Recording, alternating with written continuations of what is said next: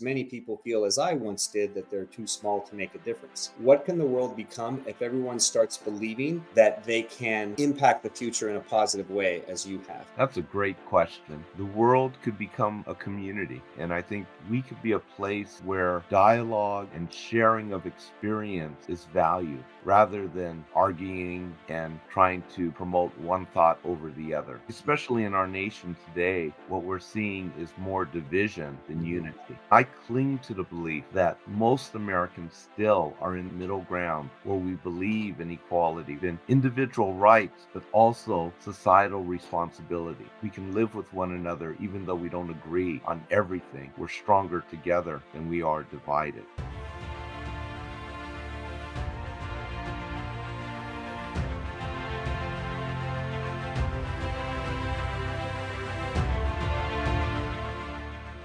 What is up, Impact Heroes? Welcome back to the show. I'm your host, Rick Ornelas. Thank you for spending some time with us today because we know time's a valuable resource and we're going to make it worth your while. I appreciate each and every one of you, not just for listening, but for who you are. I know you're sparking change to make the world a better place every day, and I am humbled and grateful for your efforts. It takes all of us doing our part to spread positive change. And that's what this show is all about, motivating you with stories of struggle, courage, and hope to empower you to make a difference in your life and the lives of others. In case you missed it. As we continue to build our community of passionate and driven individuals at iSpark Change, we got to remember the importance of lifelong learning because together we can inspire one another to stay curious, embrace new challenges, and to strive for constant growth. If you're going to embrace the power of constant learning as a lifelong journey, it's going to lead to countless benefits. It's going to keep your mind active, your spirits youthful, and your life enriched. When you do that, you're going to open yourselves up to endless possibilities. Available everywhere you listen to your podcasts. Welcome back, Impact Heroes. Today we have the pleasure of speaking to our latest iSpark Change social impact hero, and you are in for a treat.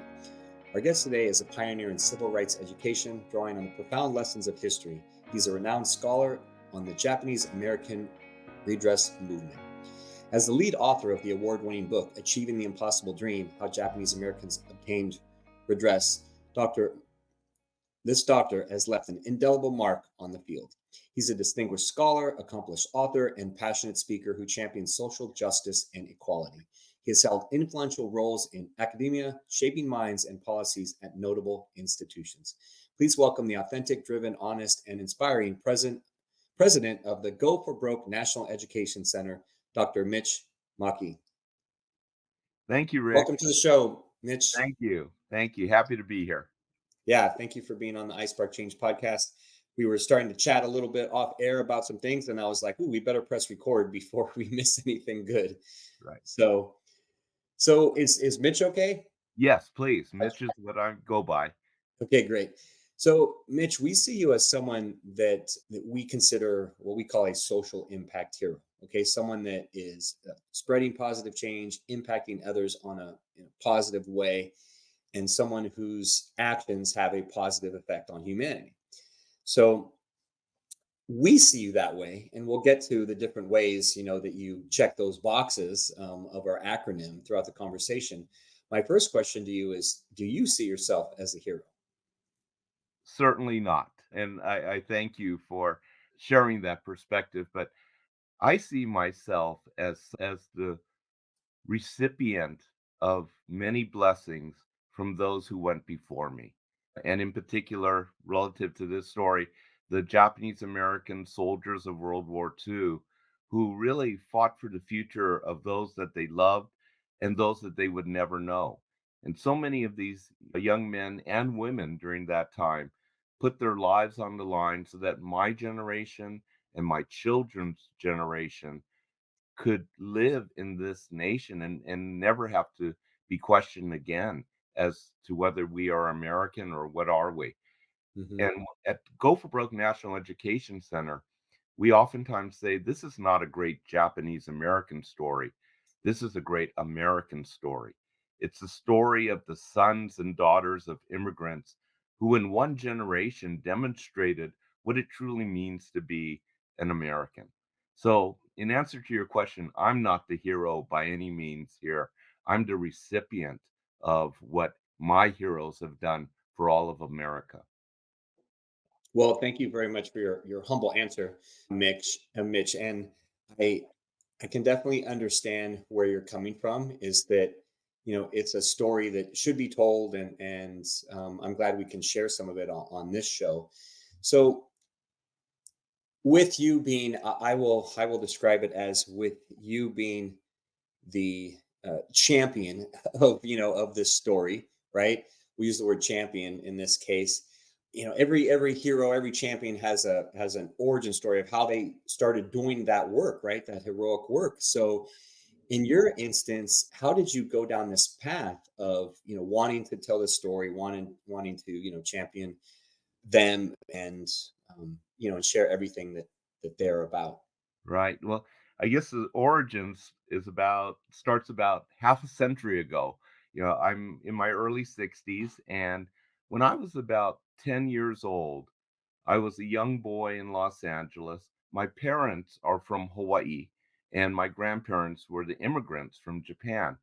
But as a 10-year-old boy living in Los Angeles, I learned about what happened to Japanese Americans during World War II, how they were forcibly removed from their homes and incarcerated in camps across the United States.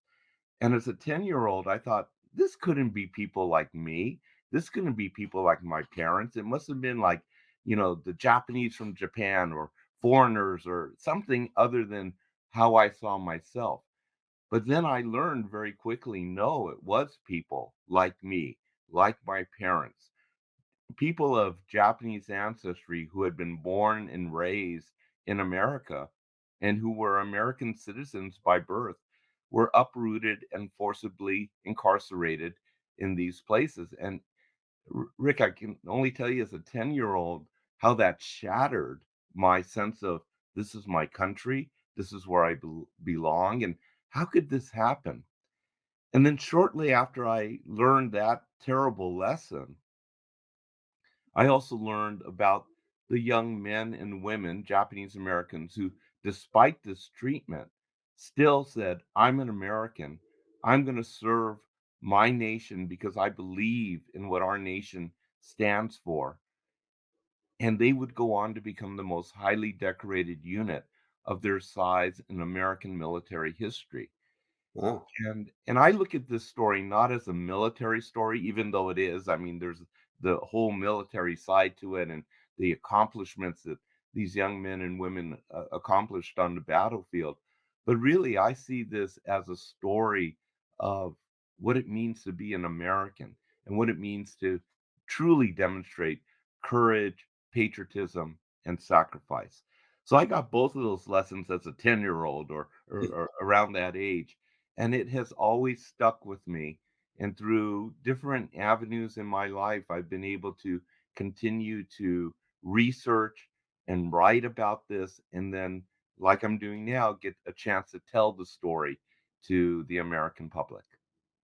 Well, that is fascinating, Mitch, because that's a really young age to learn about something like that. I mean, as a kid, you learn things in history class or everything, but to be impacted Hmm. by something like that, and then to, you know, as you said, 50 years later, to have that be what you're working on and what you're involved in, and telling that story on a regular basis, that, I mean, that is fascinating in itself, is that from that age. So you mentioned just a second ago that over the years there was different ways that it manifests itself. So in those early years, what did it look like, you championing that cause, or you being interested in it when you were young? In grade school or in middle school, I should say, junior high, high school, I would write articles, for class or write in class. I would talk about it. And then when I went off to college, I had the good fortune of being able to take certain classes that enriched my understanding about the experience. And in the late 70s, early 80s, when I was in college, that's when the Japanese American Redress movement was occurring across the nation. And that's where the Japanese American community, along with other communities that supported us, said, what happened to us was wrong. And we are deserving of an apology and we fought for that acknowledgement from the federal government. And Mhm. through that effort, and I was able to have the good fortune of participating in that. And in 1988, we were able to see the impossible dream of receiving a presidential apology and monetary reparations through the passage of the Civil Liberties Act of 1988. Wow. So a lot of things going on over the years. How did for yourself? So that's what you were working on. That's what you were involved in. How did it manifest for yourself? So, for example, 70s, a lot of changes going on in society and civil unrest and different things. How did it manifest in your daily life? Like for you, were you discriminated against? Were there any instances like that where you felt any kind of ill will or at worst hatred because of what you were working on or what you were seeking to accomplish? Rick, it's interesting when you look at my lifetime that I was born and raised at a time. Yeah, in the early years, I was called Jap. I was called Nip by, kids on the playground type of thing. But the truth of the matter is, I was also born at a time where, because of what these soldiers had done and because of what the previous generations had done, my life was so much better than Mhm. the lives of the previous generations. And I came up at a time when people wanted to hear this story, and there was a greater receptivity to hearing this story than if I had been born 20 years earlier, right? And in Mhm. fact, at one point in my career, I was a professor. I was a professor of social work at UCLA, and I had the good fortune of working with two of my colleagues, Harry Catano, who was a very well noted Asian American professor, and then one of my doctoral students, Megan Berthold. And we had the good fortune of being able to write a book called Achieving the Impossible Dream, which talked about the Japanese American experience from being incarcerated to then eventually getting an apology.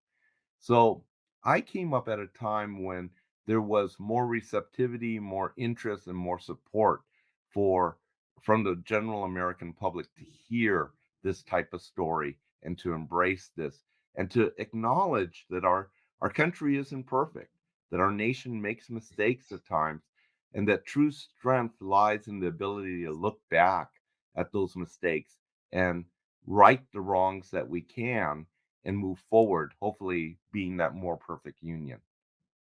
Yeah, definitely a lot of mistakes by our government and many others, and those continue in different forms. So I'm curious, Mitch, after the formal apology and the reparations in 1988, what what became the big focus after that? I think for me, the big focus is making sure that this lesson, all the lessons of this experience, are not lost and continue to be applied to other communities, to other issues. That the worst thing that could have happened is that the Japanese American community says, "Oh, we got ours. We got our apology. We got our monetary redress. We're just going to step out the game now and just be happy." No, if we did that, then the lessons would all be lost, right? Hmm. The Hmm. importance is that we take these lessons of this whole experience and say, how does this apply to other communities? Whether it's race-based communities, whether it's religion, whether it's gender, whether it's sexual orientation, whatever the group might be. How do we live up to our vision in America of being truly a nation of laws and a nation of equality and equity for every American who lives here in America? I love that you want to. What you said is that once you did get the apology and reparations, that wasn't the end, right? That you continued and want to help others. So I know on the website it says remember, educate, and inspire. And so what does that look like on on a regular basis? You mentioned some different groups and everything. What does the work look like, either today or how has it evolved over the years, and what does it look like now? Well, maybe if I could step back for just a second and share the story in 2 minutes, so we Yeah, can of make sure course, that please. listeners get a sense of what is it that I'm referring to. And if we go back December 7th, 1941, the imperial nation of Japan attacks Pearl Harbor, and it thrusts the United States into World War II. And Japanese Americans immediately began to wonder what would happen to us. Would we be treated like the American citizens we were? Two-thirds of us had been born and raised in America. The other third had been here 30, 40, 50 years. My grandparents came to Hawaii when it was a territory around 1900. So by the time Pearl Harbor occurred, they had been living in America for 40 years. They were American by tradition, by practice, and by loyalty. Or would we be treated like the enemy because we shared a common heritage? Well, 2 months after Pearl Harbor, we got our answer when President Roosevelt signed Executive Order 9066, and that created the underpinnings by which Japanese Americans would be incarcerated in camps across the United States on the West Coast. Japanese Americans lost their homes, they lost their jobs, they lost their communities, but most of all, what they lost in that moment was their sense of place at the American table of citizenship. Were we Americans or were we not? And to be imprisoned in camps with barbed wire surrounding us, machine gun towers, with the machine guns not pointed outward to protect us, but pointed inward to control us. And then about a year into the experience, something interesting happened where the US Army, realizing that the war effort was going poorly and they needed more men, literally men at that time, to go and fight, created a segregated unit of Japanese American soldiers. First, they started with the soldiers that had already been in the service in Hawaii, and they became the 100th Battalion. And eventually, they would create the 442nd, which would again be a segregated unit of Japanese American soldiers. And in short, they would go on to become the most highly decorated unit of their size in American history for their length of service. But if you can imagine for a moment, you're 20 years old, you're a Japanese American male, you're behind barbed wire, your family has lost everything. And then the nation says, we want you to fight for liberty and justice halfway around the world while your own family remains incarcerated. It's an incredible decision. Do you go or do you not go? And it Mhm. literally tore families apart as they had to decide, would my son go? Or if you're that 20-year-old young man, do you go? And some of them decided not to, but the majority, the vast majority, thousands of young Japanese Americans said, send me, because they knew they were Americans. And as I mentioned, they would go on to demonstrate incredible courage, patriotism, and service. And we could talk about this for hours in terms of all the military battles and what they were able to achieve. But truly, they helped to change the mindset of how Americans viewed individuals of Japanese ancestry who were Americans by birth. You know, but in doing so, they also demonstrated what it really means to be an American. That you could be here one generation and choose to fight for your nation, the United States of America, even against the nation from which your parents had come, because so many of these Japanese Americans also served in the Pacific Theater against the nation of Japan during World War II. 40 years after the 40 years after the end of World War II, the Japanese American community was also able to fight for an apology and a recognition from the federal government that what had happened was wrong.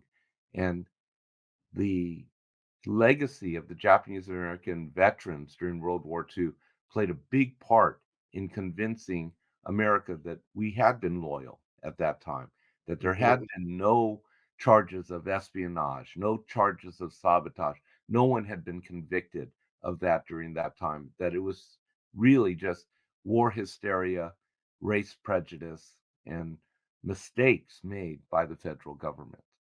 And if I can just tell one very brief story as to how the Japanese American experience really cemented the passage of the Civil Liberties Act.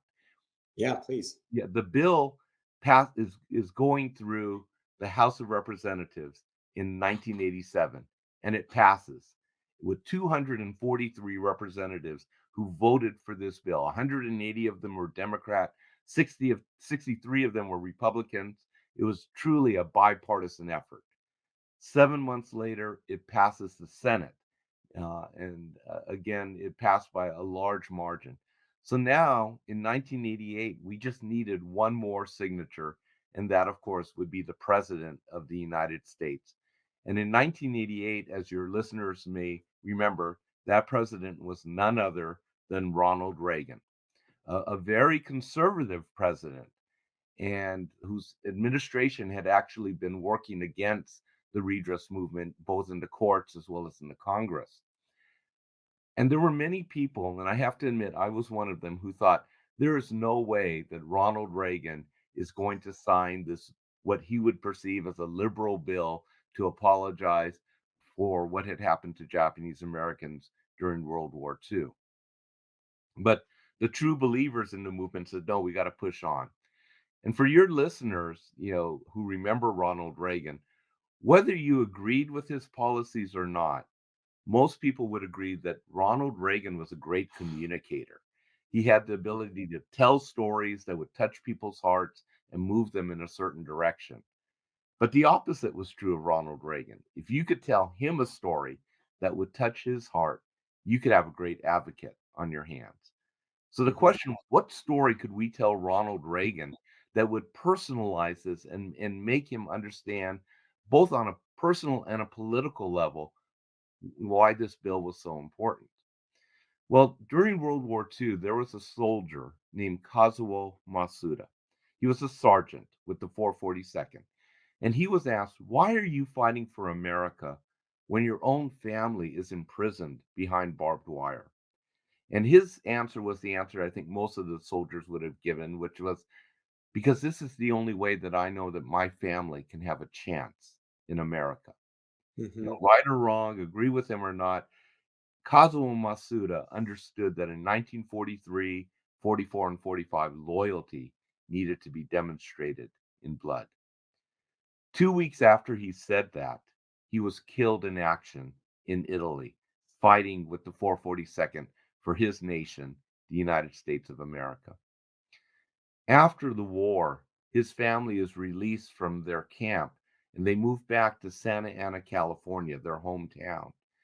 And they're met with nothing but hate speech, racial taunts, and threats of bodily harm. The army realizes that this is a PR fiasco, that one of its own fallen soldiers, his own family, couldn't move back home. Hmm. So they send out a contingent of army officers to have a medal ceremony for the Masuda family, and they bestow the Distinguished Service Cross on Kazuo's sister during that ceremony.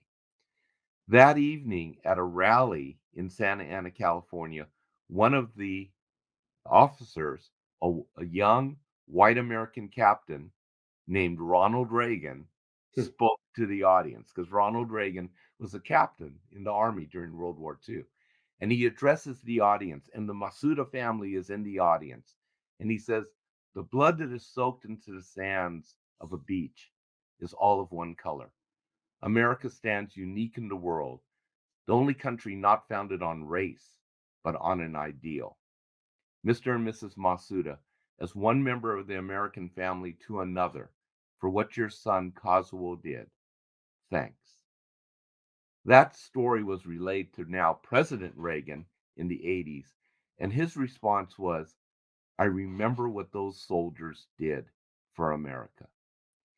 It wasn't the only reason, but it was a main reason, in how we were able to align this bill with Ronald Reagan's personal and political views of what he felt America should be.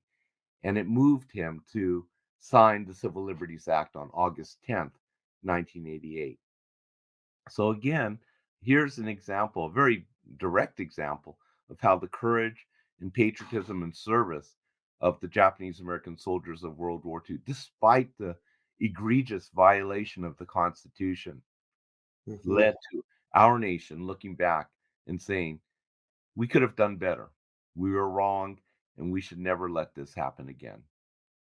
Yeah, I love, looking back at history for lessons, Mitch, and thank you for sharing that story because it's a wonderful story, and it amplifies the point of, when you know what's right, you know what's right, and you'll do that no matter what the situation is, in multiple ways, right? The soldiers, President Reagan.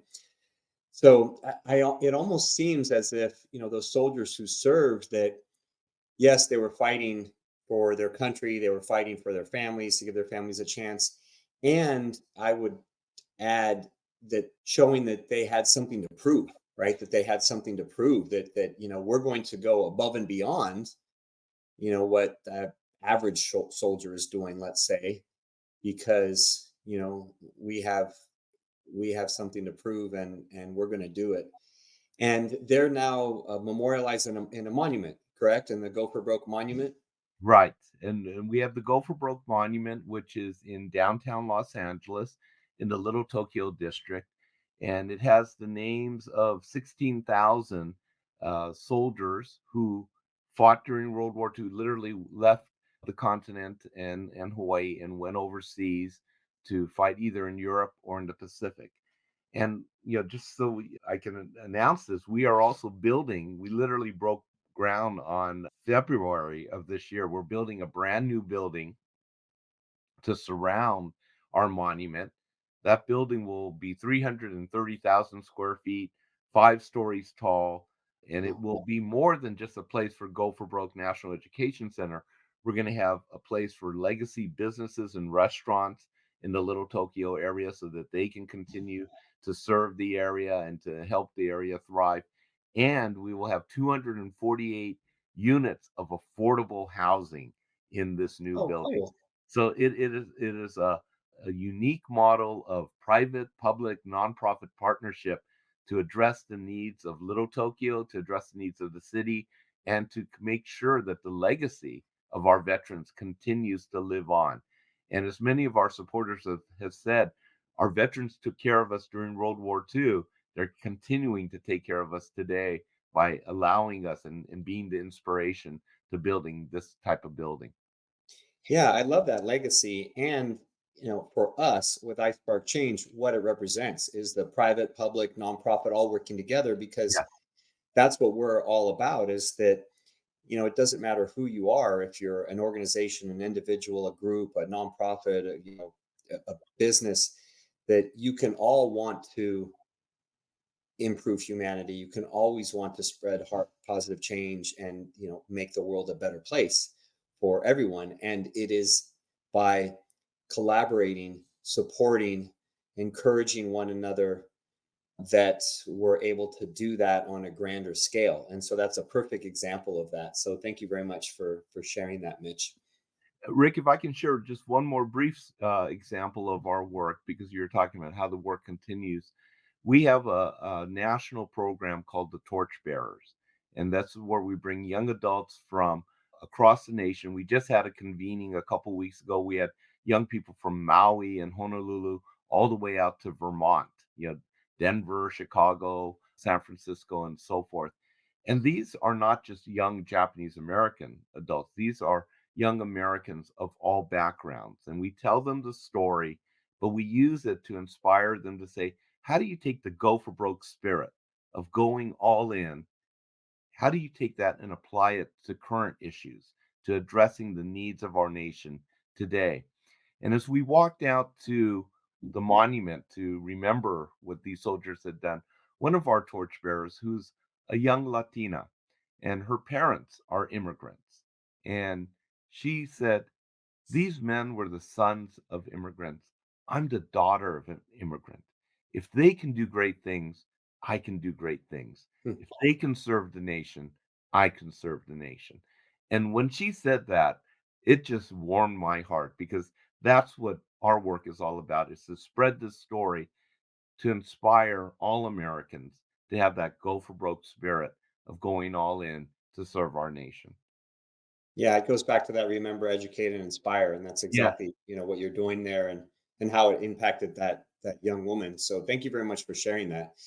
So, and that's an example. It's a great segue, Mitch, because that's an example of what we call a spark moment. And spark moments in life are where our actions or the actions of another have a ripple effect that goes far beyond that initial act. And so it Mhm. may be, you know, that's a spark moment in the life of that young woman that maybe you're fortunate enough to see the effect that it has on her and the great things she does, for humanity. And maybe you don't get to see them, but you know that you did have that impact. So you've already shared that one, but share an example of a spark moment, maybe one in your life where someone impacted you and it changed the direction, or another example of where, the work that you're doing has impacted someone, and maybe you saw the ripple effect, or maybe not yet, but it's going to continue on. I can share a story just happened this week where one of our torchbearers shared her spark moment with us. This is a young woman who we've been working with for several years, and she is a student at Middlebury College in Vermont. And she just called us earlier this week to say that she had received an award. She's a graduating senior for her work in community. It was a community service award. They only give Mhm. out one a graduating senior, and she was the recipient of that award because of the work that she had done with us, right? And as part of that award, she's given a certain amount of money that she can donate to a nonprofit organization. So she wanted to give it back to Go for Broke National Education Center, Oh, which no. to me was just, again, a very heartwarming experience because here was a young woman who was learning how to work for a cause larger than herself, and who was willing to give back to those that had helped her along the way. And now she's wanting to dedicate her career to working in the nonprofit sector and also continuing to share the story of inspiration, with all Americans. So again, to me, that was a very validating story.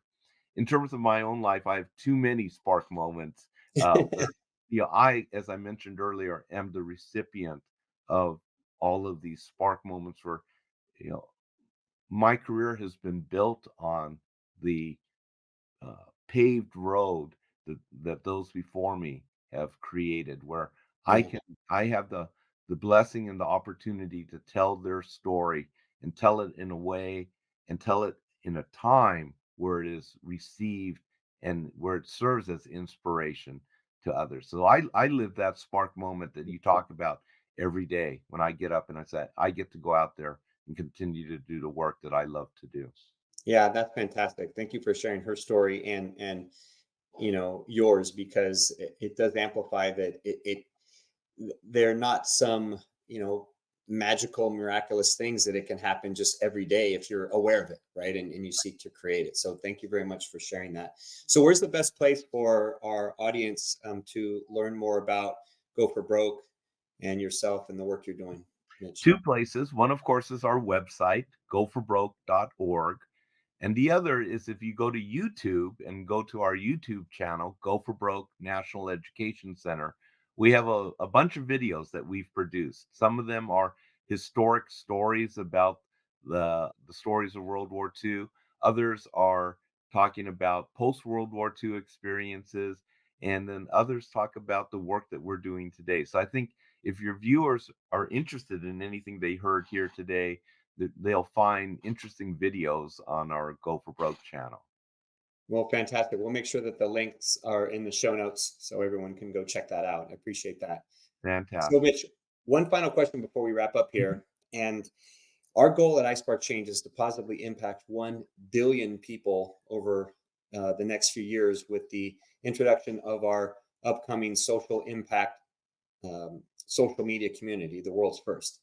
And we know we can't do it alone. We know we need the help of leaders like you to show others the way, because many people feel, as I once did, that they're too small to make a difference. So we value your thoughts and opinions as a social impact hero champion.